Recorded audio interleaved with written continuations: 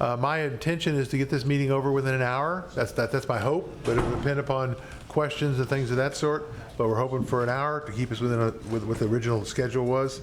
We have 3 presentations. First by Chris Tissue, who's going to talk about the utilities rate study. Number 2, project management improvements in the Department of Engineering by Daniel Hill, and then an update from Tim Brown on the septic inspection program. So, Mr. Tissue, we're over to you as soon as you're ready. Okay, you all hear me? Yes, sir. All right. I always fuss at my kids about standing up straight, and so when I see myself in the videos on this, I'm always like leaning forward, hunched over. But okay, so I guess Chris Tissue, Department of Utilities. I appreciate the opportunity to come and present before y'all and kind of give you an overview of our rate study that was required. So just to kind of kick things off, let's see. I can see it.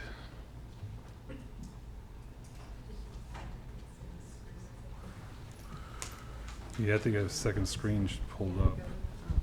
Your settings.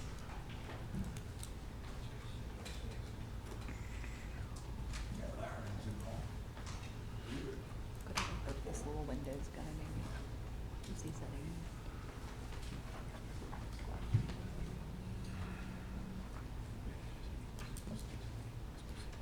Let's just play it.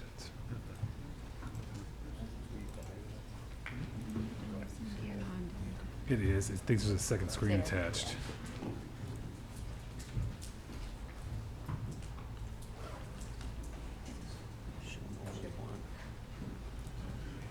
Extend. I think you have to extend. Okay. I can only show 2 if you can actually extend. Let's see. I don't want to. Do extend. Just control. We have a little technical difficulty. We're getting there closely. Or you can duplicate it. Or quickly. Duplicate it should both show both. Extend is going to push them up. Let's do the duplicate. Okay, duplicate. I think that's what I had to do before. Do that. There you go.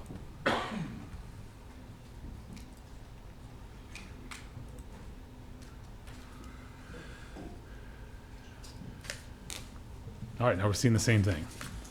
Apologize for that. So, I guess a quick overview of utilities. We're one of the largest utility providers in St. Tammany Parish for water and sewer. We go from Madisonville to Slidell and just about everywhere in between. We've got 55 wastewater treatment plants. We have over 300 lift stations. We've currently got new ones being built right now. We've got 32 water wells that comprise 16 public water systems. And we've got over 1 million feet of both water and sewer line in the ground that we operate and maintain. And so, I guess, kind of moving along. So I'm going to start with why was a rate study performed? So, rate study was required as part of us receiving the grant funding for the water sector program. It was one of the prerequisites for us agreeing to accept the award amount. And just for reference, it was $82 million is the award that we accepted, is where we are with the water sector program. So we currently have all these projects either well underway, completed, or close to completion. And this is one of the last steps and obligations for the parish to comply with the agreement with the state.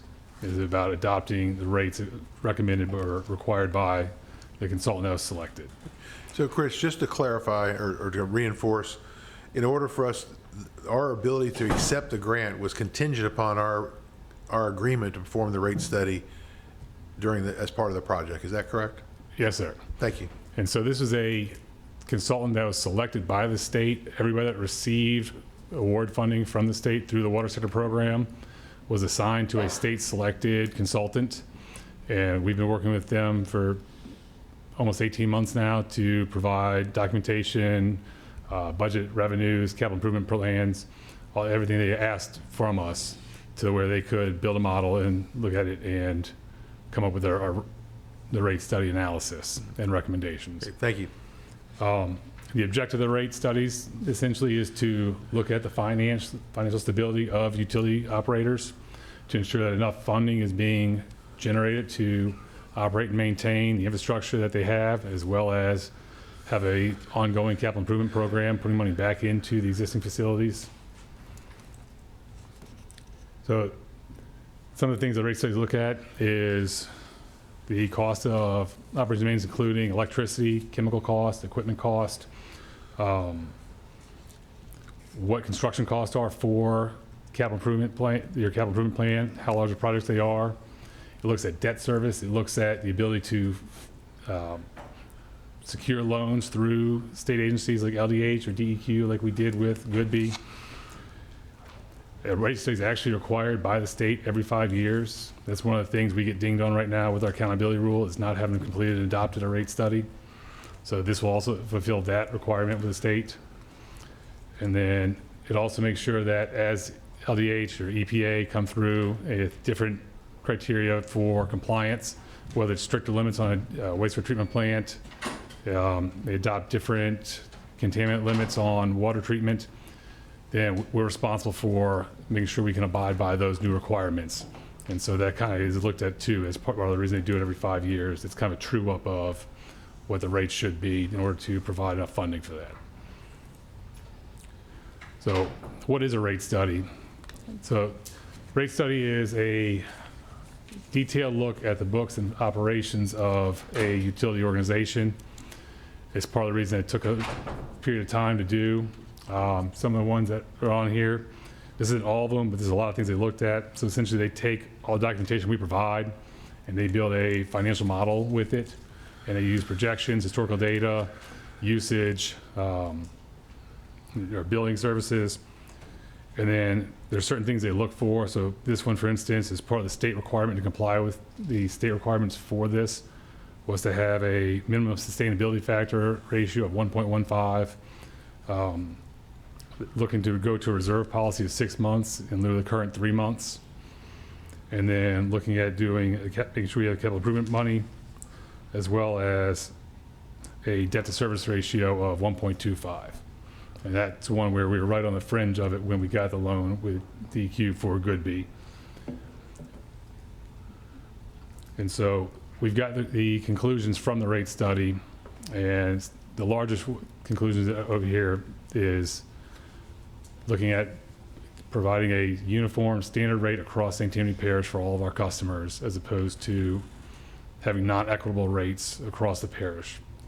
And then the other side of that is it's going to be a rate increase for all of our customers. Yeah. Good. Chris, is it fair to say, and if it's, I would like your commentary, is it fair to say that some of the reasons that this investment, for example, was required to improve and upgrade some of these systems was because the historical rates did not fully meet the same kind of criteria and therefore did not sustain those systems over time? No, I would say it's accurate. If you look at our budget for 2025, we had $0 available for capital improvement. You look at my proposed budget for 2026, I've got $0 for capital improvement. We saw significant increases in costs of equipment and chemicals over the past 5 years. And that's kind of been absorbed just through the operations and maintenance.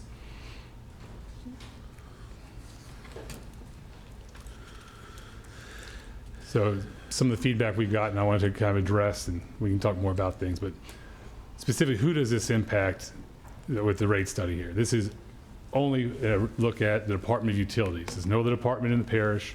It's just looking at the Department of Utilities.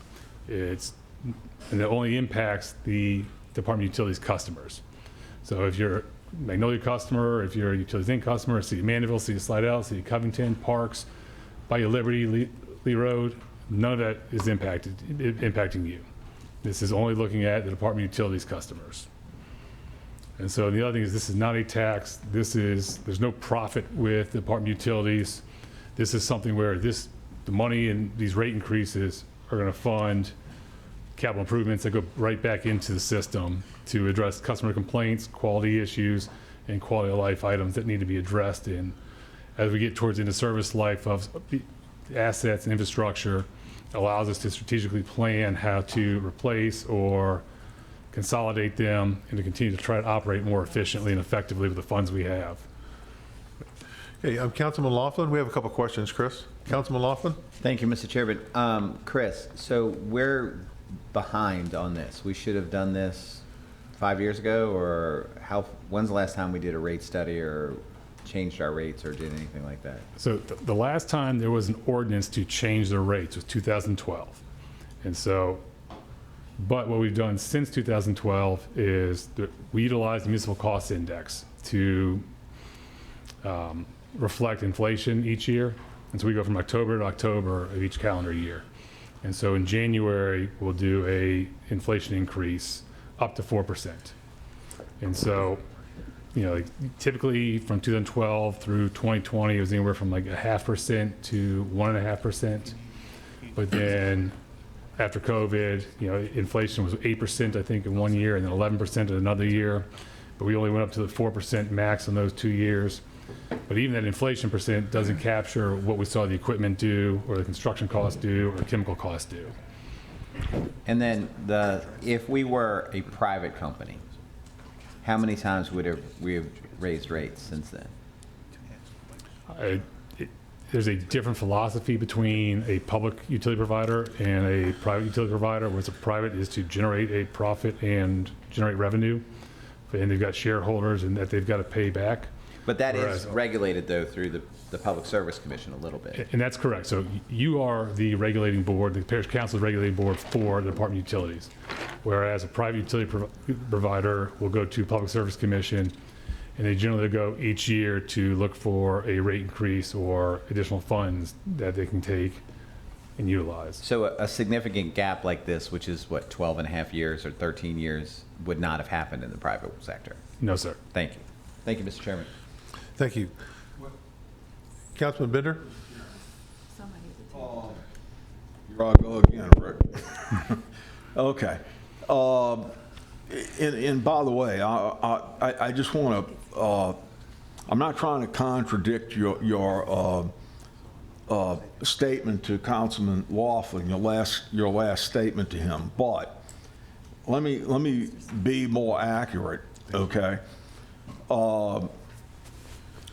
So the company that, for example, I think it was Coast was the name of the company, a big private company that put in the sewerage and water system for all of Eden Isles and all of Oak Harbor, okay?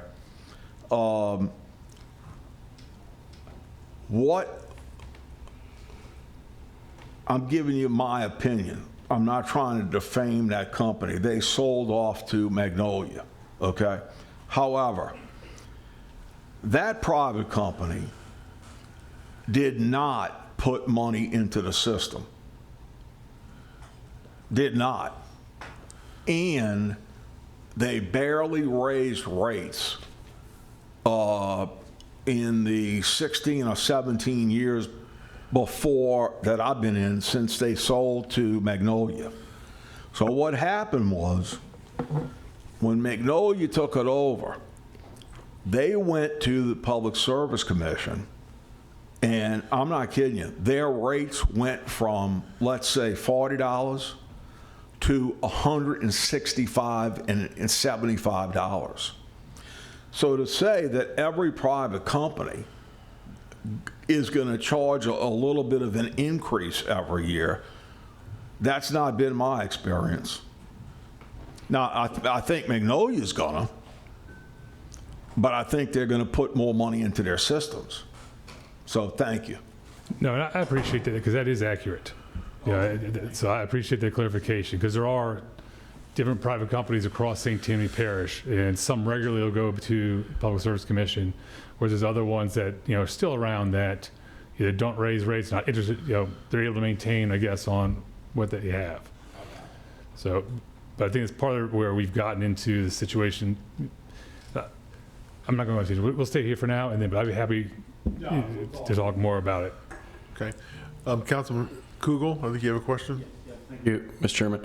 What year was the $82 million is the grants request, and what, it was 2023? It's an aggregate total of the first round of water sector, which I believe was 2021, and then the second round of water sector, and then we recently just got another award for water sector for Alton and Ben Thomas. Okay, So the Crossgates area was 2021, or that was when that was submitted? And it was in, Crossgates area was, Crossgates proper was in the first submittal, and then the Crossgates surrounding area was in the second Okay. award. And the condition of the grant was rate study required. And I know that, I think we had discussed, and I think kind of what you mentioned here, this should have happened prior to now.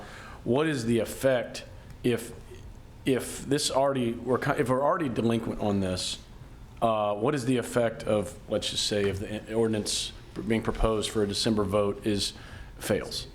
What is the effect on the grants? So my understanding at that point is that the St. Tammany Parish is responsible for reimbursing the state the award funds.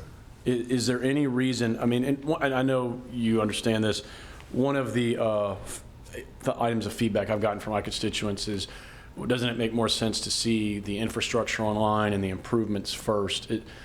In the case, because I mean, because I know we were talking about this, very excited about it, that the infrastructure is going to be going online the next couple months. But if this occurred after, you're saying if this particular ordinance fails, then St. Tammany immediately, and maybe you're not the one to answer that, maybe that's the DA's office. Your understanding is that St. Tammany immediately becomes responsible for the debt? I'm not sure how the process would work. I understand that, if you read the agreement, there's a specific bullet on there that states that, upon receiving the funds, we're responsible for adhering to whatever the rate study recommends, and adopting it. And then the last question is, so you are planning and maybe this is in your presentation, you are planning some community meetings in November. Is that correct, to discuss infrastructure rates? That's correct. That's one of my last slides, just with the. Okay, I'll wait for that then. Okay, thank you. Thank you. Councilman Smith? I think it's important to stress to specifically the customers of St. Tammany Parish Department of Utilities.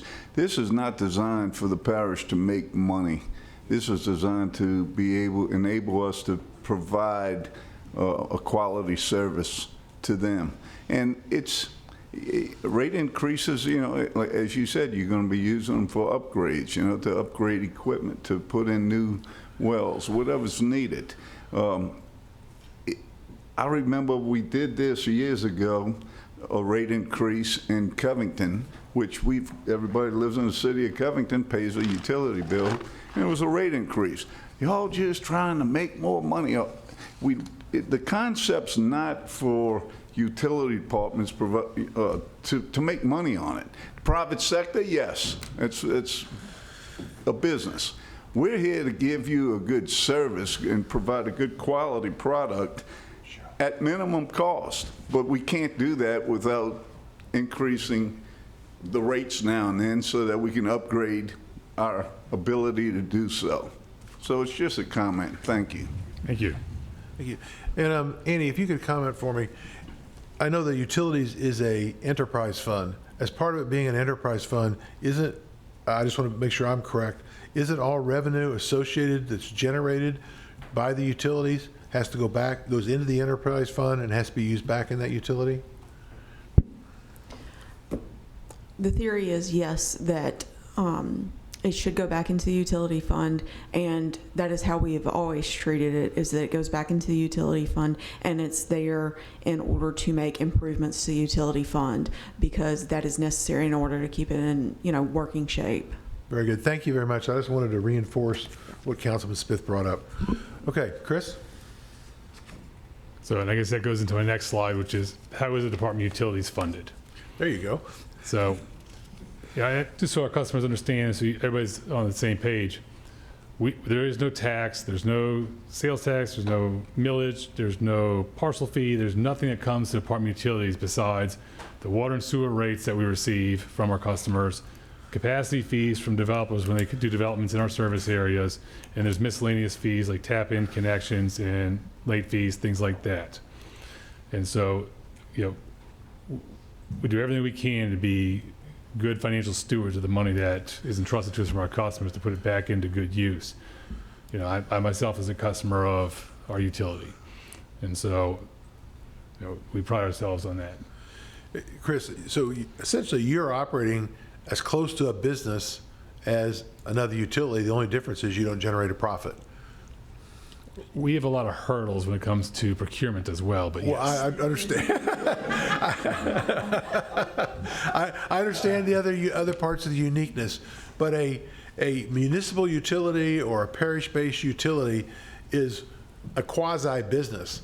The funds are generated by the revenue, by the rate fees collected from the users, and then it goes back into that for going forward to maintain that system and also just not only operate it, maintain it, and sustain it going forward. That's correct. Okay, thank you. So, and then we do have a capital improvement project plan.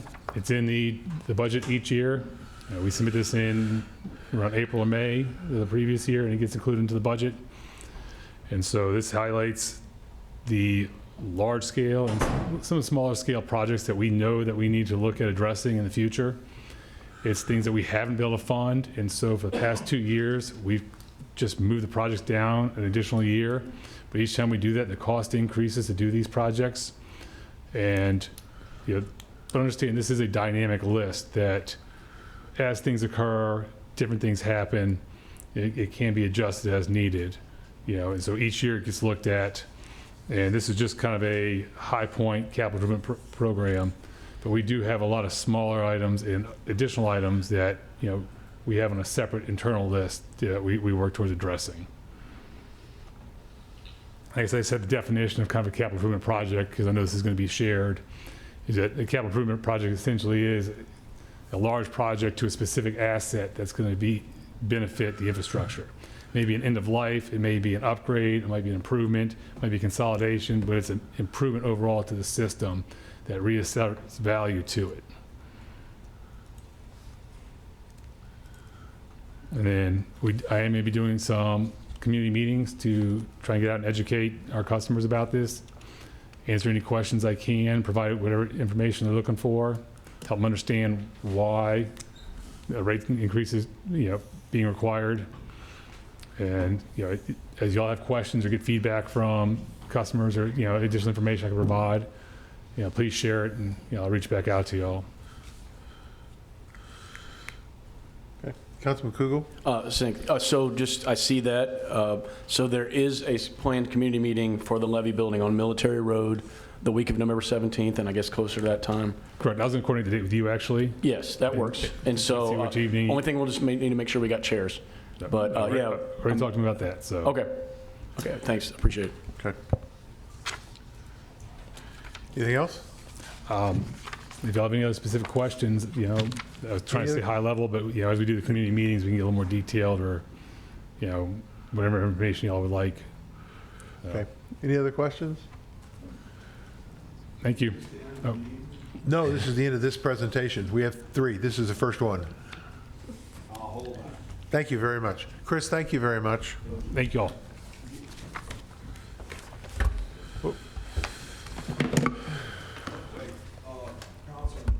Yes, sir. I'm sorry. I thought we were getting 3 presentations from Chris when you said that. I just want to make a comment. Yes, okay?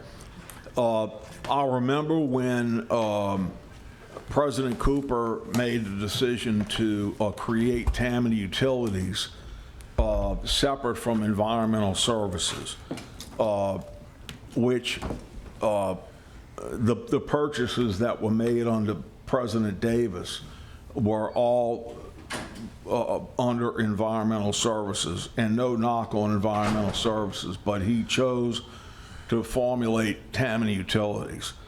And Chris was in the engineering department, and I remember because the council has to approve any director, I interviewed Chris. And I don't mean interview like he didn't work for us, but we had a good conversation. And Chris, I just want to tell you, I have gotten, even though I don't have Tammany Utilities in my district, there are quite a few people over the years that have moved from around Our Lady of Lourdes Church over towards St. Luke's, okay? And from time to time, I see them or they give me a call. A number of these people have called me since you've taken over just to say, Jerry, I don't know if you have anything to do with this, but this gentleman, Chris Tissue, is doing one hell of a job. I've had comments that your response is incredible to the customers. So thank you. Thank you, Chris. Daniel, Thank you, Jerry. But I do have to give a lot of credit to my field guys that respond, to the ones that show up and come out at night and deal with all the customers on a face-to-face basis every day. Thank you, Chris. Daniel, before you start, we do have one card on this section. So, Chris, if you would stay close. Michael Henderson, if you would state your name, you'll have 3 minutes. Thank you. It's Michael Henderson. Very brief comment about the rate increase. I would ask for consideration that the initial tier might be lower than the 2,000 threshold, which when I saw the rate proposal, that 2,000 was going to be the same, 4,000. Just in the interest of single people, maybe widows, widowers, people on a fixed income who live frugally, that they may, get by with 33 gallons a day to get 1,000. I don't know if that's reasonable. And just kind of break that initial tier and kind of soften the blow. And if you can tie in a lower rate for the low-income people and people who live in a small apartment, for instance. Chris, go ahead. Respond just publicly. So that was one of the discussions with the rate consultant, was to try not to keep people on a fixed income or retirees in consideration. And so if you look at the 2,000 gallon minimum, that's kind of a standard minimum that across the parish, or not just the parish, but in the utility industry. And so we went from a 4,000 gallon minimum to a 2,000 gallon minimum to try and reduce the cost to the people on fixed income. So on the rate structure on the west side of the parish, it's about a $10 a month increase. And so, but it essentially, like, what the rate study has done is the people that pay for, that utilize the water, are going to be the ones that are responsible for paying for the use. Right. And Chris, if I understand the rate study, the way that I think it's been explained is we provided inputs to the consultant, then the consultant provides their analysis and then provides us back what the rate should be. Exactly, that's correct. Thank you. I have a little bit of time left. I could make additional. Sure. You can start me back wherever I was. Just be very quick. Okay. Michael Henderson, I want to reiterate the compliment towards Chris Tissue. Everyone I've spoken to praises him. I've met with him a few times. He's answered his question. He's a principled guy. He's universally liked, something that I've never been able to achieve. Thank you. So my hat's off. And one more moment. I view the council as a board of directors, similar, analogous, who have a responsibility, in your case, to the voters, your constituency, just like a board of directors has requirements for audited financial statements, may have an audit committee, may have internal auditors. Board of directors don't typically take management's views alone. They also have the internal operations audited for in the interest of the stockholders. And you have an interest in the voters, so every time I speak, it seems like there's a pattern of going to management and agreeing with whatever management says. But you think about the public interest, maybe an objective view from the outside would be also useful. Thank you. Thank you. Thank you very much. Daniel?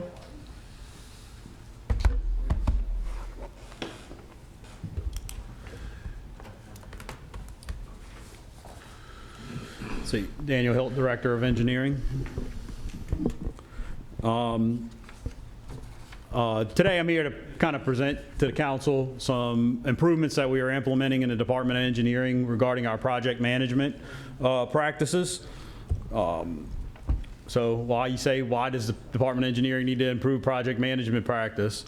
For one, we have a pretty heavy staff workload. We have 3 project managers on staff. They manage roughly 60 projects apiece.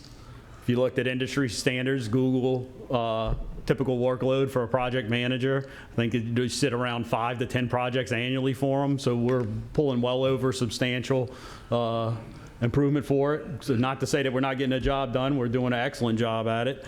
But we do need to make our processes more efficient in order to handle that volume of projects. So in order to better use our staff, you have to have a clearly defined process on how we do projects in St. Tammany Parish. So what we've done is developed a standard phase-based project approach. What we were kind of doing before on project managers, I called it the to-do list of projects. Or if you ask the project manager, what's your status of your project? Well, I got to get this done. I got to get this done. So now this is going to look at everything more of a big picture, and we'll let the project managers continue to manage the day-to-day on things, but we need to get a unified system so that we can report to everybody unified as well. What we've done so far, we developed a Department of Engineering project manager manual that kind of spells out the step-by-step processes that we administer projects for St. Tammany Parish. This is a good step in the direction for us. Leveraging the new processes in the project manual, we've also started to develop a tracking system for projects with the help of Department of Finance. They're programming wizards in Department of Finance. And this will allow us to track projects based budget, schedule, and funding availability, and give us a single source for project statuses. And then additionally, we've kind of strengthened our internal communication. I know Councilman Corbin's recommended a planner for departments to help with these things. We had requested this prior and had made a position utilizing available positions in the department, and have a capital projects coordinator which works to aggregate all of the information from our project managers and make it in a presentable manner. And we're beginning our departmental shift to aligning all our project phasing, scoping to this new methodology. Let's see. So project manual, I believe in an email that I sent out to council, you all should have gotten a copy of it. It will be posted on the Parish engineering webpage for everybody to review. We want everybody to be aware of the steps we have to take on a project. I always say you don't understand the steps you have to take sometimes to just acquiring a piece of right-of-way or your environmental permitting hurdles. So we kind of try to spell everything out there. The manual is only 30 pages long, so it's not in-depth standard operating procedure, but it does give you, I guess, general guidelines that we would follow when managing a project. And with the defined project phases, we hope that everything becomes clear, whether we're presenting something in a budget that y'all understand which portion of a project phase the project's in. General running through, I believe I'd mentioned this in the capital projects budget hearing. Phases of projects that we're going to separate things out into would be your phase one feasibility. Now this might be considered feasible. If we're doing a drainage study and we don't quite know the solution to it, that's going to be a part of feasibility. Or if we know we need traffic improvements at an intersection but don't quite know what those improvements are, that would be considered a feasibility. So it's evaluating those options. Phase two, preliminary design. Phase three, right-of-way permits and agency approvals. If you look at the graphic here, I always say if we have a project that misses phase three altogether, if it doesn't need right away, any other agency approvals or environmental program, we can just skip that altogether, and the project's probably going to allow us to complete it 2 years quicker. So that in order to streamline things, we run that concurrently with the design phases. So as soon as we can start that activity, we're starting it in the design process. Phase four, final design, and then of course phase five, bidding, which is your standard 90-day cycle for a public project, and then phase six, which will be construction. So just a general overview of what how our project teams are structured.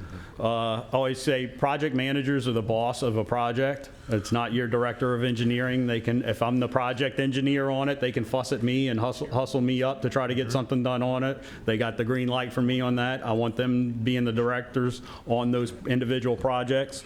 If it's outside of that, they have to listen to me though. But project engineer-wise on a project, that's either through in-house engineering work or through consultant services. And then same with the project inspector. We have 2 project inspectors on staff. We either inspect it, or if the workload's greater than what we can handle with in-house, then we utilize consultants for it. And we also, I can't leave out my support team, the capital projects coordinator that again helps try to aggregate all of this information for reporting. If you've asked me for an update on your district and I've given you something written on it, the capital projects coordinators help me prepare that. And then of course our support service who handle all our invoicing processing, anything in the Munis system to make sure that people are being paid for the work they're doing. Another, this is a short section in the project manual, but I wanted to kind of throw this up just for an understanding of the budget process when we're doing annual budget, and then we're working a budget amendment, how much aggregate time it takes to get things done. So, we always say January through March is kind of the fun time of year. It's the only time that I'm not thinking specifically about what's the budget for next year, even though I do. But we start budgeting process annually in the beginning of March. I know we've had this discussion. I think Councilman Laughlin said this. If you miss us in March, does it have to wait a whole nother year for it? Generally, we're trying to accommodate the phases of the project that we think we can get to that year in our budget request, but there are some things that come up after we enter this budget process. In that case, that's when your budget amendments would become a tool. So budget amendments, we look at those as an emergency, or in the case of a budget amendment that's on current council agenda, ability to move projects forward outside of the budget cycle. So the project manual will run through each phase of the project, but we also wanted to present the deliverables for the project, how the staff are involved with it, how we're estimating things. So, feasibility, you have a rough order of magnitude estimate. We might not know all the specifics of the job at that point, so it's a very, just a conceptual idea what the cost is. Whereas when you get to final design, that's an engineer's opinion of final construction costs, and that's what we publish with the bid documents by state law to go to construction. What example I have on here is phase 4 final design. So your general task of phase 4 final design, complete projects plan and specs, integrating any permits that are received, and then finalizing a cost estimate. Typical duration of that is 6 months to a year in the process timeline. And again, your final result of that is a sealed bid package ready to go to construction and a final cost estimate to go along with it. Having all of these processes spelled out, it gives us the foundation to implement a new tracking system for our projects. So I included a graphic here. This is the nice database that Department of Finance has helped us put together.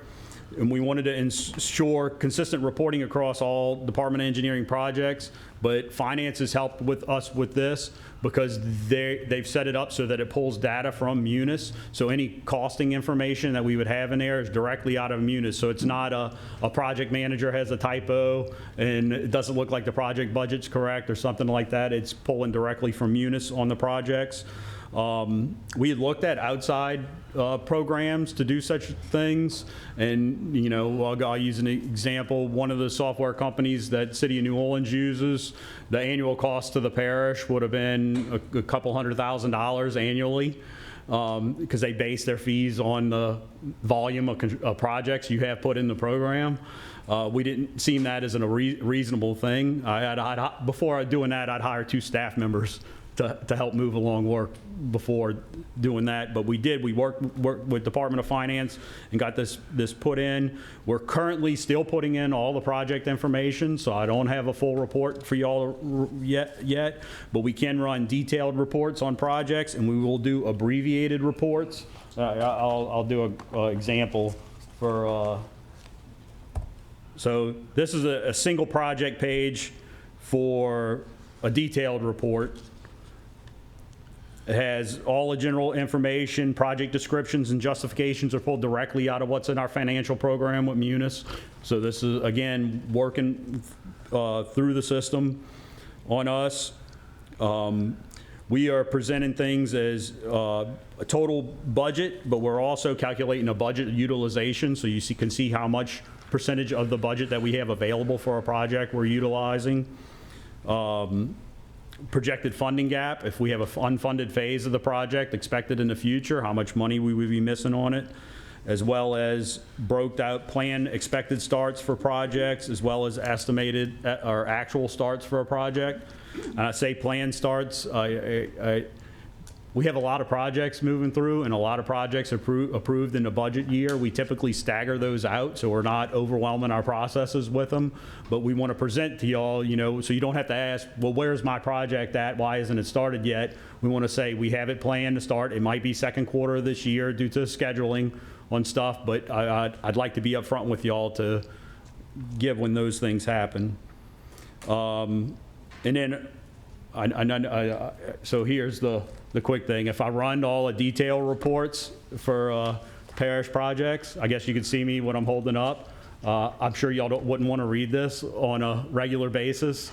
It's a little bit too much detail. So what we've done, we've worked to develop a summarized report that it's simple.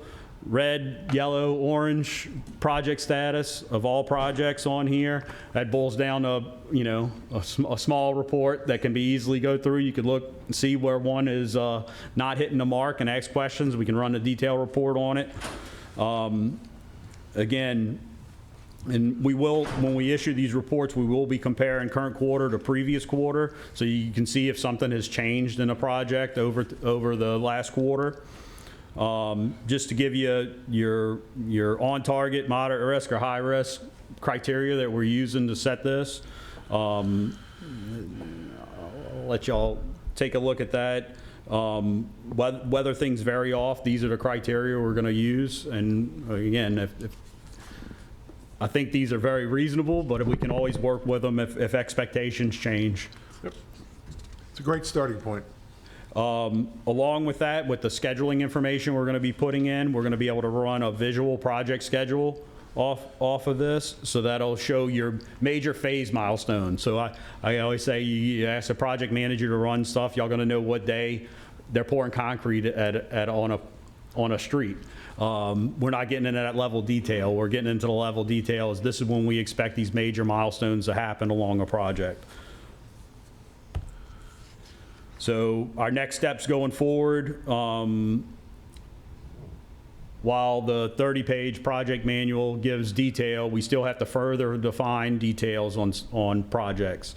I guess I'd say legal is left. They're helping us out. My two biggest pain points right now are right-of-way acquisitions and utility companies moving their utility lines.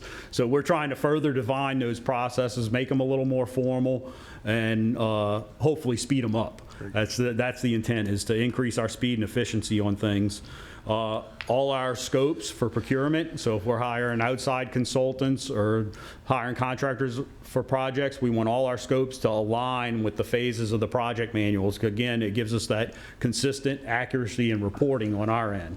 So it'll be very clear what phase a project is in at all times.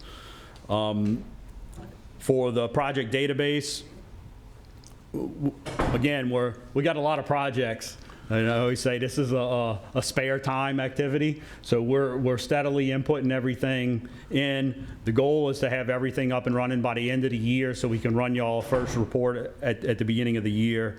And of course, our overall goals, a fully integrated project management thing, so we can just I run a command in a computer and print something out for you and give you a status of the project. So I guess summarizing everything up, we've defined the framework for our projects. Project manual gives 6 phases to a project. In the Department of Engineering, we're improve the tracking and transparency of our projects. Again, when we intend to issue summary reports on a quarterly basis. They're going to be posted on the Parish Engineering webpage for everybody to see. We're not trying to hide anything. We're doing a lot of great things, and I want to show off on them. Enhanced coordination, so this helps internally with us to make sure we're working efficiently. And then for continued improvement going forward, we're going to implement more detailed SOPs on how we take everything step by step. It also helps if we happen to have staff turnover, I want to say is a big thing on it. That was kind of one of the drivers. I had a new engineer come on board at the beginning of last year, and it ended up being my time sitting explaining all the stuff. I'd rather hand a few documents over and say, familiarize yourself with this, come to me if you have any questions. And we're getting to that point.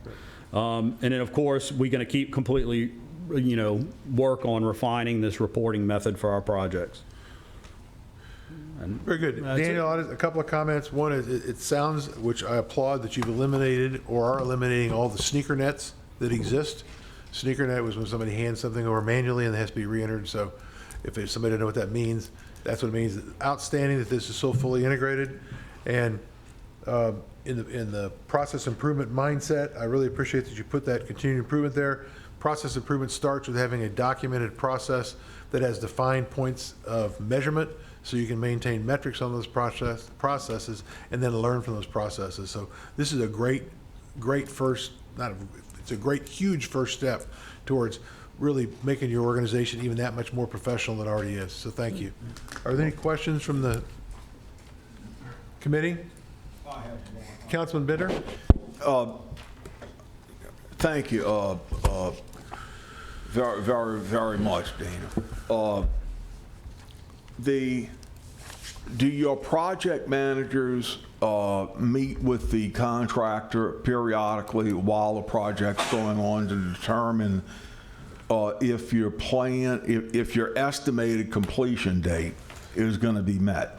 They do. They do a very good job of that. And I guess with the project tracking information on our end, what I always say, sometimes we do a really great job at doing stuff and then nobody knows about it. Right. So that's kind of where it goes, is we're managing these things on the end, but we're not advertising them. They're too busy getting work done. Yeah, sure. Yeah. So that is something that they take care of. And I guess one of the ways we get efficiency out of it is if I had a project manager with 60, projects that were all at the same phase, say construction phase, it would be a nightmare. There's no human being that could handle that number of projects in construction, being sole project manager on it. So our project managers typically only have 3 to 5 projects in construction at a time, and that's how we stretch it. Because some of you might have a project in design that's waiting on a DOTD review. It's just sitting there more or less waiting for something to come back for them. So as long as we are staggering the projects with the level of need that they have on them from the project managers at that time, then we're doing good. Thank you, Daniel. And I just want to thank you. I mean, you're very responsive. You've gone out to a number of meetings with me, and I appreciate it. Daniel, thank you very much. This ought to also help your utilization across your organization, just as you described. So yeah. Outstanding. We do have one speaker card on this, so if you'd stay close for a moment. Michael Henderson, please state your name. You have 3 minutes. Michael Henderson. At an earlier meeting regarding the 2026 budget, Mr. Hill made a presentation, and in the discussion there was a potential for an existing consulting contract. He mentioned there was outside consultants involved in projects when they couldn't handle it internally, that potentially the Westwood treatment facility might be discussed with the ongoing contract, and I just wanted to bring that up to see if that was possible. I don't do water and sewer. If you don't recall that? No, I don't do water and sewer. Okay. That'd be Department Director Chris Tissue for the Department of Utilities Okay. that would handle that project. Dan doesn't do I those. thought Daniel had mentioned something about No. engineering contracts. He Well, I does- can go back and look. He does, but he doesn't do those kind of projects. Right. They're done within the Department of Utilities. I'll check the comments. Okay. Okay. And as far as other things dealing with engineering, I think that was it. I did omit asking about the grant program, and I guess that's another Chris Tissue issue to see if Westwood is covered with the grant money, but I'll raise that with him. Thank you for your indulgence. And I also want to say in my final moments, I greatly appreciate the depth and breadth of the issues this council faces. I didn't know the extent of it. I just recently got involved with a sewer issue in Tall Timbers where we had 34,000 gallons of wastewater in a 3 or 4 block area bordering my home on 2 sides, which got me involved in parish issues. And I met with Chris a couple of times, and he's been, like I said, a wonderful guy, and I understand some of the issues. But I wanted to compliment the council for enduring public comments like mine when I was a little bit perturbed by what happened.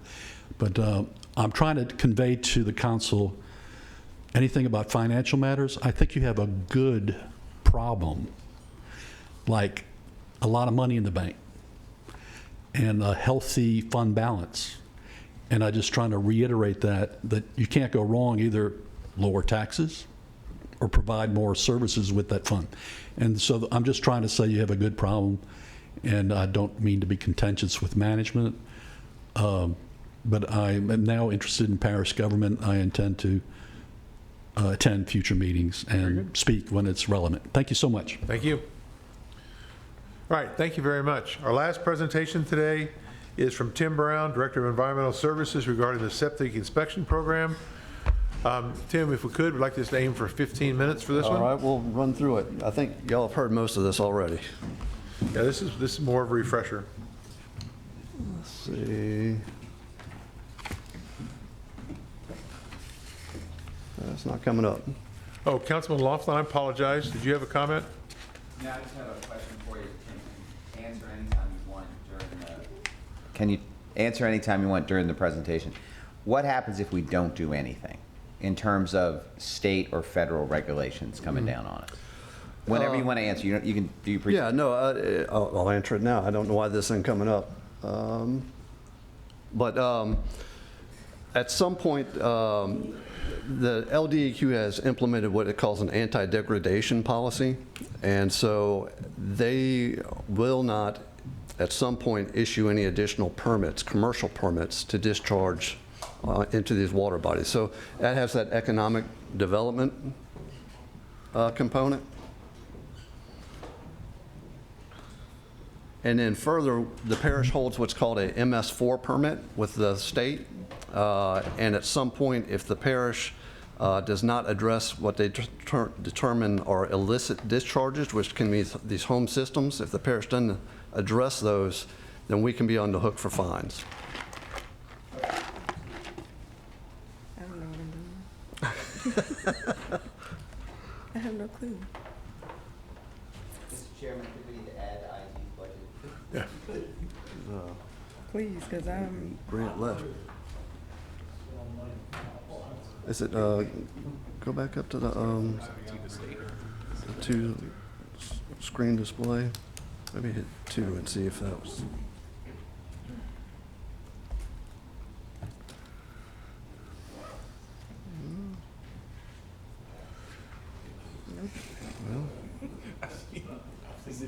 Well, let's see, show only on one. it's something on, but I don't know how to. Daniel, can you see if Grant's there? Yeah. I got it. We don't need Grant. I got it. Thank you, Katrina. Look at you, Katrina. Don't need grant. All right, excellent. All right. Thank you, Katrina. Okay, over to you, Tim. All right, so I think we've pretty well established what the problem is. 36,000 on-site sewage systems, residential systems, and we're getting poorly treated or raw sewage being discharged to our ditches and into our water bodies. We've seen in our studies anywhere from 25 to 50% failure rates. If we use the 25% failure rate, that still equals 3.6 million gallons per day of poorly treated wastewater being discharged to our ditches. Water bodies are currently listed as impaired, meaning polluted, by LDEQ and EPA. These sewage discharges create the ideal habitat for the mosquitoes that transmit the West Nile virus. So it's a public health issue, an economic development issue, and a quality of life issue. We've been working on this since 2022 and brought the first version of the ordinance before the council in 2023. This table kind of shows the differences between those versions. Back in 2023, there was a $100 fee for the inspections. Now there is no fee in this current version. The 2023 version was parish-wide.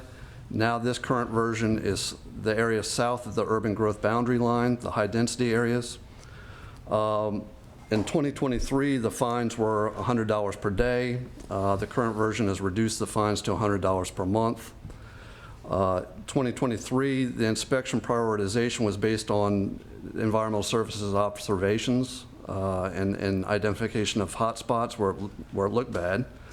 The current version, the inspection prioritization would be based on sampling data. 2023, there were no third-party inspections allowed. The current version allows third-party inspections. And the 2023 version, there was less due process in the event of violations or citations. That was simply at the Director of Environmental Services discretion. With the current version, there will be more due process, as that would the resident would have the opportunity to plead their case in front of the BAA. Hey, Councilman Laughlin, do you have a question?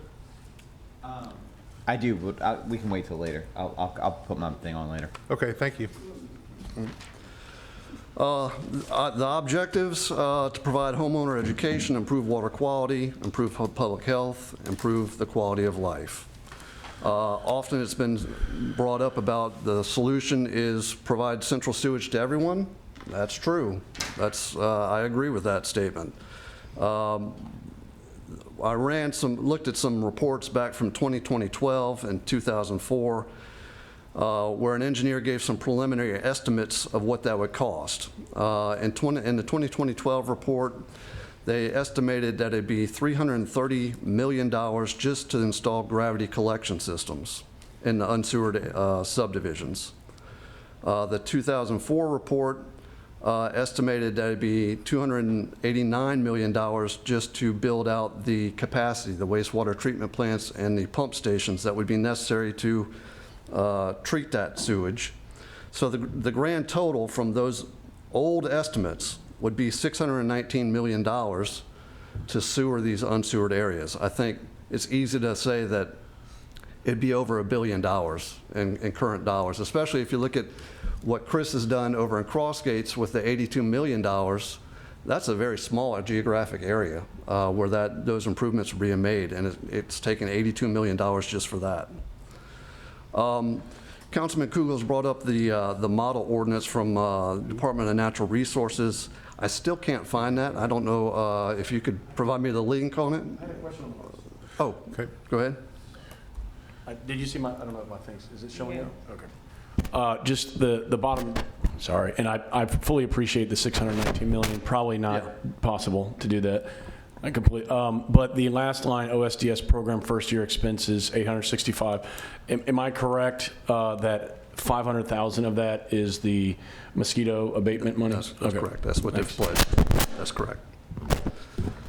All right, so the DNR ordinance that Councilman Kugel found and has mentioned several times, I still haven't found it. I've looked on their website. I haven't been able to find it. But in the copy that I did review, it looks like it is the version of what we currently do with our electrical transfer ordinance. It states that the additional efforts by the parish after they implement an electrical transfer program, The additional efforts by the parishes should manage the OSDS and should focus on education and maintenance programs. That's what this current version of the ordinance is doing. It's going beyond that electrical transfer program and trying to implement a maintenance program. The actual language from that model ordinance stated the typical ordinance adopted by the parishes is similar to the model ordinance contained in this suite of model ordinances, the electrical transfer. Therefore, it is unlikely that Louisiana's coastal parishes will need to adopt further ordinances dealing with OSDS siting, but rather concentrate efforts on education and maintenance programs. And that's what this ordinance, the proposed ordinance that we're trying to pass next week, is doing. Also, that model ordinance requires the hiring of the resident would have to hire a certified inspector to perform the inspection, and it also would require the homeowner to sample the drinking water. That model ordinance also allows the assessment of additional fees, a fine of $100 per day, and also imprisonment of up to 90 days. I don't think that's a good fit for what we're trying to do. And Tim, just to clarify, because I don't want to leave that hanging, Yeah. you could back up to that chart. Yeah. None of what you referenced there is part of the ordinance is being proposed. That's absolutely correct. That is not part of what we're proposing. I just want to make sure it's absolutely clear that No, thank you for that. That is, while that was in the model ordinance, was not incorporated in our ordinance, the one that's being brought up. Absolutely correct. Thank you very much. That might not be the same one that he had, I don't know if it is or not. It is. That's the one that was the Department of Natural Resources model ordinance. Oh, you said you couldn't find it? I had a hard copy. I haven't been able to find it on their website. I'm not sure if DNR was the originator of that or not. Councilman Kugel, do you have something else? Just on, I appreciate you referring to the penalties. I was specifically referring to first off, it says every 5 years instead of 3, and you're proposing every 3 years, and it did do bacteria testing at actual septic systems. That was what I was basing it on. The penalties, yes, I'm with you on. I was saying the actual testing, because there has been, as you know, a lot of confusion that you are proposing inspections, not actual testing, correct? Well, the current version of the ordinance that we're trying to pass next week has sampling, not of the individual systems, but of the ditches and water bodies. This model ordinance, actually, if you look at it, the testing is of drinking water, not of the wastewater. So it was kind of interesting in that regard. I was surprised by that. And Tim, one question.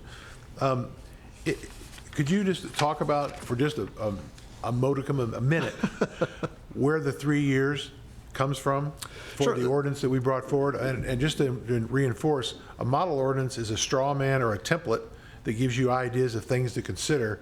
It's not necessarily prescriptive as to what's specifically appropriate for the entity that's going to go adopt that model ordinance as a format. That's right. Yeah. No. And the 3 years is based on our experience based on going out and looking at these systems since 2003. That we see the backslide typically within a year and a half. And so 3 years is a good number for us to be able to get out there and address problems before they go on for too long. Also, you have to consider when you look at these other ordinances, what other measures are required in that ordinance.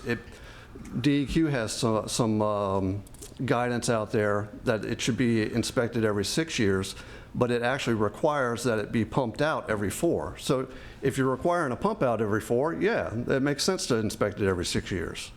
But that's not part of our ordinance, is that required pump out. Right. Thank you.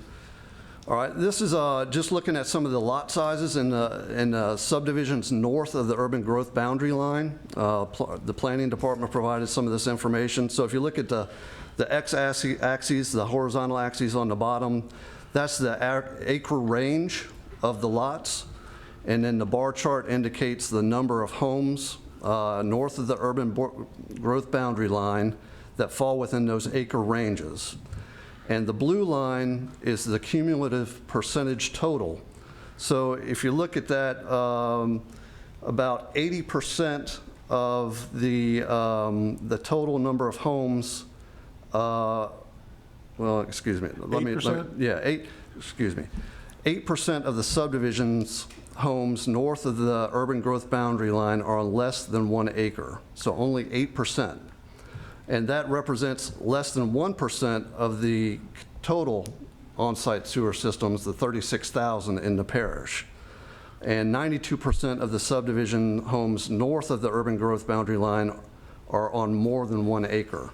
So the point is, I think a lot of these homes, a lot of these parcels north of the urban growth boundary line are going to be able to be exempt because they're going to be able to dispose of that wastewater on their parcel. Any questions about that? No, well. Yeah, in summary, you know, this ordinance has been in development since actually 2022, when we first started meeting with the task force. It's probably the most, as far as I know, y'all might know better than me, the most massaged and scrutinized ordinance that we've had in a very long time. We've taken all the input that's come from all the different stakeholders in this, and we've tried to develop the best ordinance possible. I think it's a good ordinance. We did in 2024, at the council's suggestion, we did the 1,000 home pilot program. This current ordinance has undergone 12 different iterations. We've had 6 different public meetings. That's in addition to the council meetings and the agenda review meetings. So I think this is a good ordinance, and I think it's very much needed, and I hope that y'all will support it next week. Thank you. We got a couple questions. I do want to make one clarification. Those 12 different iterations are just since the August postponement. There was many iterations that were before that. So we went through 12 since that time. Councilman Laughlin? Thank you. Tim, why aren't we checking to see if they've been pumped out? Why are we? Are we or are we not? If there are a lot of times when you go out to these systems that it's difficult to even find them. So I think at some point after we go through when we go out to the first time to the resident's home for that first three-year cycle, we're going to give the homeowner information about why it's important to have their system pumped out, and we'll inform at that point that when we come back for the second cycle, we'll be looking for that pump out receipt. Okay, because it was explained to me that if truly, like, even if it's working, if it needs to be pumped out and it hasn't been, then it's not doing anything. If it's that, I mean, it can be in a bad situation where you flush and it bounces and goes right out the...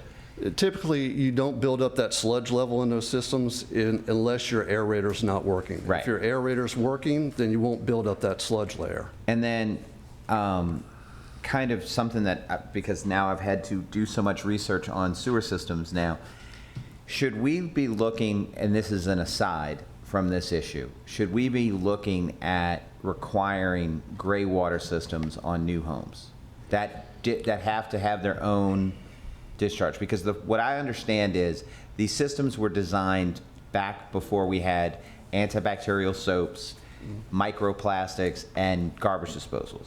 So everybody's basically putting things down the drain that are the worst things for these systems. Well, you may be talking about specifically septic tanks, because the mechanical aerobic treatment units are currently, they're still being designed, and they're being designed to what we do now. But certainly some of the older septic tanks were not, it wasn't intended to have a garbage disposal on that. So, and I'm sorry, what was the question? The new soaps, like should we be like if I'm going to build a new house in the rural area, okay, and I'm going to be by myself, should I be looking at a gray water system to kind of help out to future proof? Well, to be honest with you, I'm not all that familiar with the gray water systems. I'm familiar with the systems where the gray water and the black water all go in one tank. Right. So I would have to look into the gray water systems. But it would just reduce the load. It would. Yeah, you would have your sink go into a different waste stream, or it'd be a separate waste stream from your toilets. Gotcha. All right. Thank you. Thank you, Mr. Chairman. Thank you. Councilman Bender? Thank you, Mr. Chairman. Tim, how often, you're talking about if the aerator is working properly, okay, the sludge doesn't build up as much. Did I understand that correctly? That's right. Okay. So if the aerator is working properly, typically, how often does a home septic tank system have to be pumped out? It really depends on the lifestyle of that resident. If you have a family of 6, then you might need to have it pumped out every 3 years. If you have a situation like Mr. Corbin, where it's just he and his wife, it might be every 10 years. Gotcha. You weren't picking on my family, were you? Oh, as much as I can. So I have another question for you. Somebody asked me this, and I didn't know the answer. When a company pumps it out, okay, where do they take it? So the DEQ permits certain facilities to be able to accept septage. That's all determined, considered septage. Crossgates Utility is the only permitted facility in St. Tammany Parish to accept that, but it doesn't mean that those haulers can't take it to Tangipahoa or into Mississippi. Okay. So they have different options. So, correct me if I'm wrong, are you saying that they take it to, they can take it outside, okay, like our garbage? I mean, we go across the river. Right. The company that does most of our garbage in St. Tammany Parish. But are you saying that they would take it to a larger treatment plant, okay? For example, the city of Slidell, if they had more capacity to handle it, they would take it there? They could, yes. They could. It's an option for them. What if but what if no place close has the extra capacity? Then where do they take it? Yeah, that's a problem. And at that point, I think that's where local government has to get involved and try to create a place for them to take this so that it can be managed.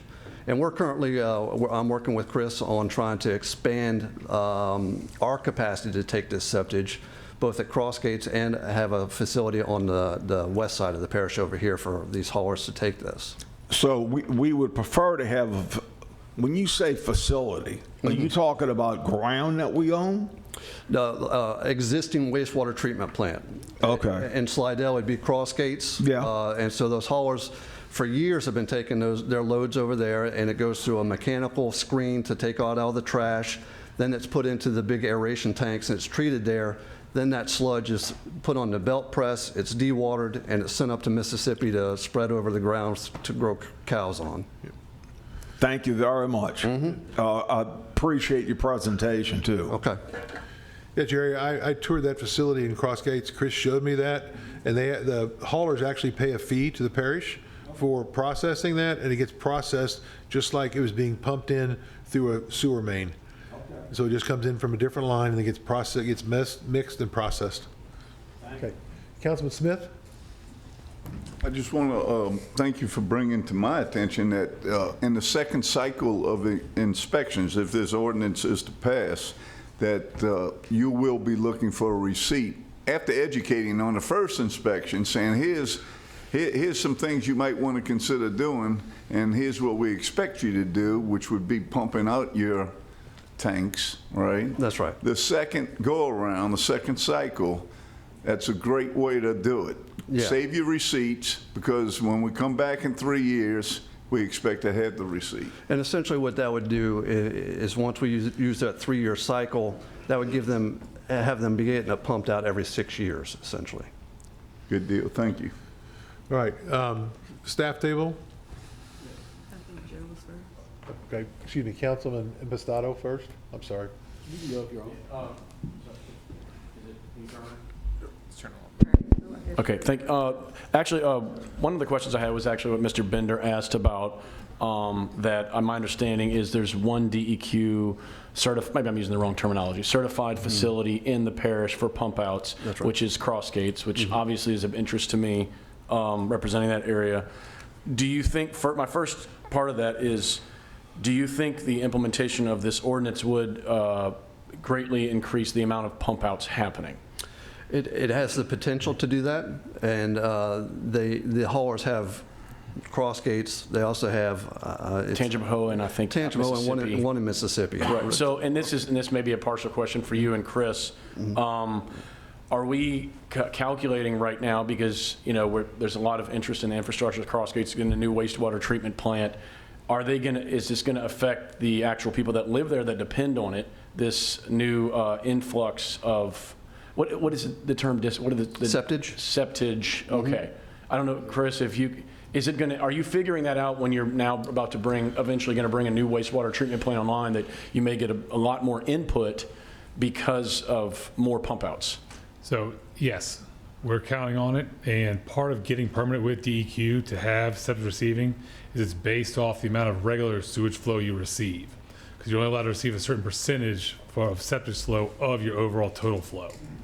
And so Cross Gates fits the bill fantastically for a plant to receive it, and we're also using the West St. Tammany because of the large amount of flow it receives to create or construct a new wastewater or septic receiving station at that site. So could the introduction of a lot more pump outs to Cross Gates negatively affect wastewater service for the residents there? No, sir. Okay. And then last question just for Tim. To go back to, as you know, there's a big discussion now with mosquito board and such. You mentioned one of the slides, you're depending on $500,000 just for the first year should this ordinance become law, getting from them. And if that doesn't work out, and my understanding is, because I was listening to one of their October 15th meetings audio, I'll be honest, I didn't feel that there was a full commitment, and there was some other terminology in there. I didn't get the impression that it's for sure. And one of the things they did mention, I think it's Director Calulet, and I don't want to misrepresent him, that it is actually reimbursement. It is not front loading. If it is the case that you don't end up, if that money doesn't materialize, how would you fund this program the first year? Well, I think we'd have to look at a bunch of different funding options. Grants, the Pontchartrain Restoration Program, which is an EPA grant that we've received inspection money from before.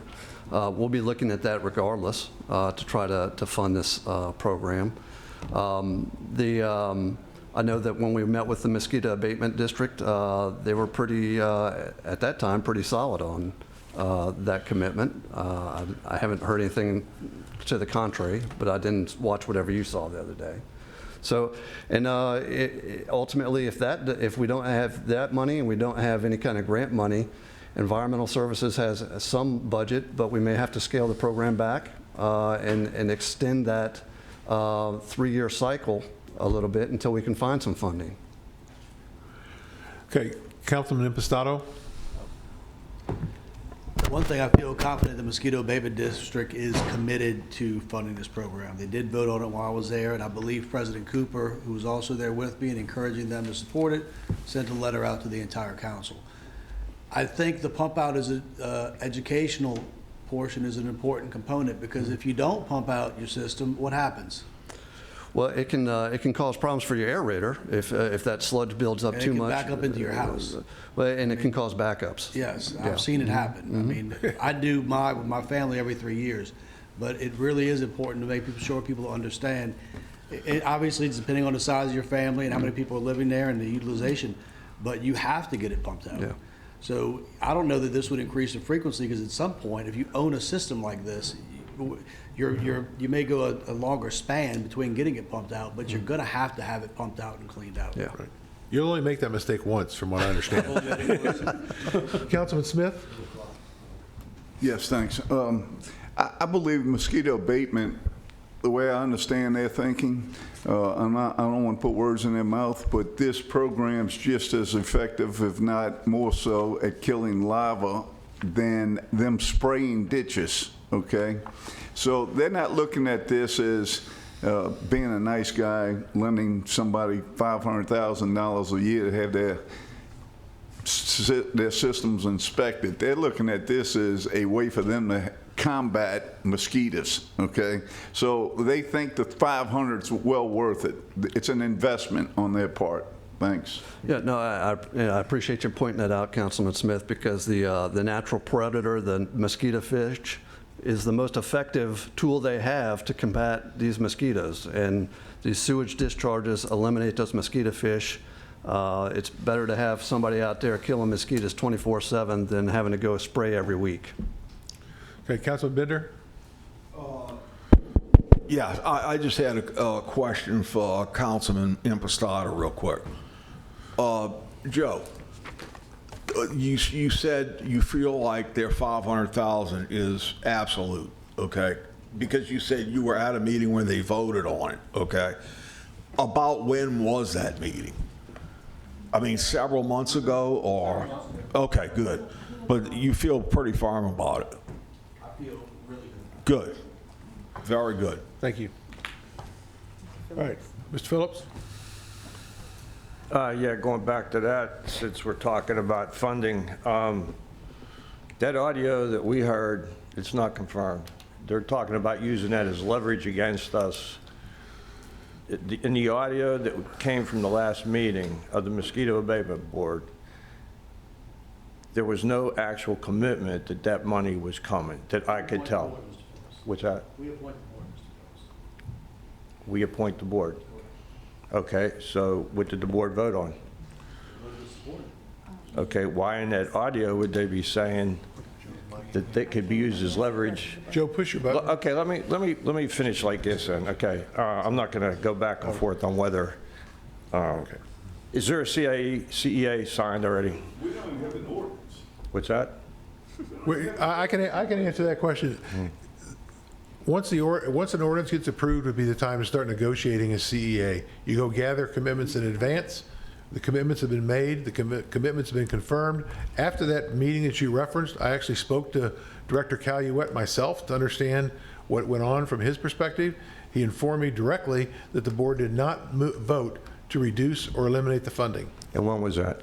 It was right after that meeting that you and Councilman Kugel have both referenced. Okay, with the audio. Okay, so until Sarah? I never get to use this. So the meeting was on July 16th of this year, and no, we have not formalized it in a CEA, but we're ready to do that as soon as the time comes. the time comes. Well, unless it's in the ordinance, the funding, then it's not absolute, correct? I mean, if we vote on November 6th and they don't sign the CEA, do we have the money then? Then we'll have to address the funding options. So right now, we're playing a what-if game. So you have an unfunded mandate? Councilman?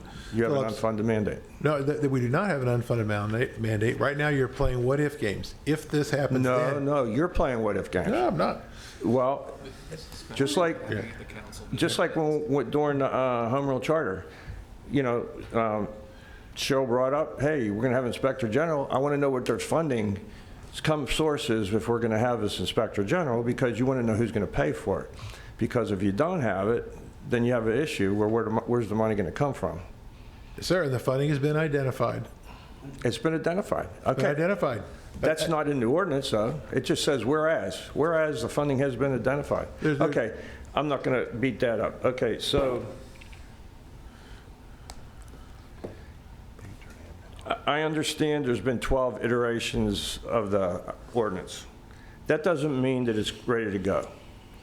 Also, I know Councilman Kugel, and I helped him a little bit with it, the ordinance, it has an alternative, okay? So it's not like we're arguing this case against this ordinance without having another proposition to fill in the gap. You know, there is another ordinance that could be put in an alternate ordinance. And that amendment was brought forward, and it was voted down by the council. Okay. It was voted down? Okay. It was voted down by the council. Okay. Okay, it was voted down by the council. So that doesn't mean because it was voted down by the council that the one that you're presenting is good to go. There's a lot of work that could be done on it to get it better, okay? Now, this is just my opinion, of course, okay? So I'm just saying I would like to see it delayed and work on it and get some more solutions to the problem, because the way I see this is, I'm here for the government, and I'm telling you what you're going to do. We're coming to inspect. That's it. You know, it's like, whether you want it or not, and the same numbers are used, like 36,000 We took away the urban growth boundary line. Even if it's 1%, the numbers change and all that. We don't talk about what's going on upstream. We don't talk about heavy rains. Even if people are dumping their solution, if it's coming from the system and spraying it on their land, or you have cows and things of that nature, if there's a heavy rain, it's going to be dumped into our water system. Nobody talks about that. Nobody talks about the chemicals coming downstream from outside the state. Even though everybody's saying that all these water sources develop inside the parish, inside the parish, all the water sources. Am I correct? Is that not what you told us before? No, there are, I think, 3 rivers that originate outside of St. Tammany Parish. Okay, so where that's coming from, that should be tested. And Mr. Burke's not here right now, but there was a situation at his church where they said, your system's not working right. They came in and inspected it, and they said, well, the system's working right, but it's still putting out bad water. Can that happen? Absolutely, it can. Okay, so testing has to be part of the solution. Not 20 different little sites somewhere around the parish. You know, we should be testing the water to make sure that it's bad before we're going onto people's property. And then I also, once again, feel that the urban growth boundary line is discriminatory myself. Okay. If we're gonna use a boundary line, we could reuse like a road system. Point of order. What's that? Point of order. What's the requested question? Well, we're going to have this debate in next week, and we're having this debate with members that's not on the committee. So Okay. I'm not sure where we go there. All right, I'll stop. On this issue, if you are not a sitting member of the committee, you have no more right of participation than a member of the public, which is an issue that's been previously raised. It's the danger of putting council people who feel very strongly and are emotional about a topic on the push to speak. This is not meant to be an engagement for non-committee members with anyone presenting. Everyone sitting at the table has the ability to address the committee. You are limited to 3 minutes, as any member of the public would. The purpose of these restrictions is for orderly and efficient meetings, and obviously this will be hashed out at the council meeting next week more fully. It's not really the appropriate place or time for this level of engagement from non-committee members. Okay, thank you. Tim, thank you very much. Okay. Thank you all. Oh, sorry, Mr. Bender. Okay, this is for Councilman Phillips, okay? So, Pat, aside from everything you just heard, okay, I'm bringing you into the mix because I'm asking you a question or providing information. On the CEA, okay, and let me just tell you my take on it.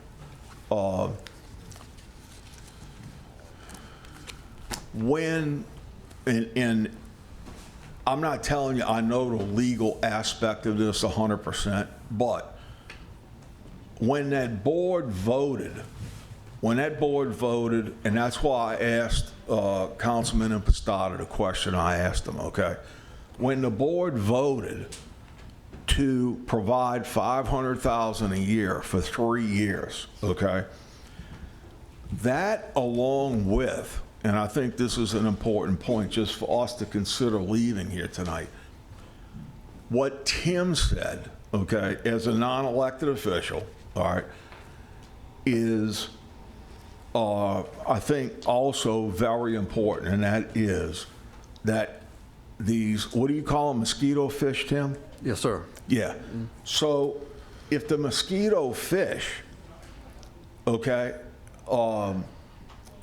and I think Councilman Smith added to this as well, if the mosquitoes fish are helping to kill the mosquitoes, and that's what the public expects from mosquito abatement, right? Then, as someone said, I think Councilman Smith said, it's an investment. They're investing in helping the role they play on behalf of the people of St. Tammany Parish, okay? Okay, they have an existing fund balance, not future revenue. So the board has voted, okay? Now that's a vote. And the reason I asked Councilman Impastato, Joe, you were there, how long ago was that? He said July, okay? Councilman Smith makes a good point. This is an investment because he thanked Tim for bringing up about the mosquito fish. And so in other words, it's helpful to their goals. And you have legitimate questions, in my opinion, okay? You really do. But I'm only trying to add my view of it for all of us, okay? And that is, it's also in their best interest, which is in the best interest of the public. So I think that combination, to me, says that I feel fairly comfortable that they wouldn't go back on it, okay? And I don't know if they can go back on it with the board having voted, but that's for an attorney to talk about. Okay.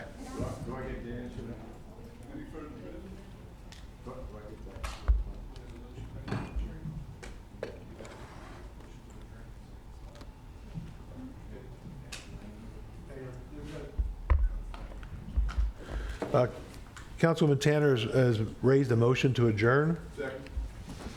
All in favor?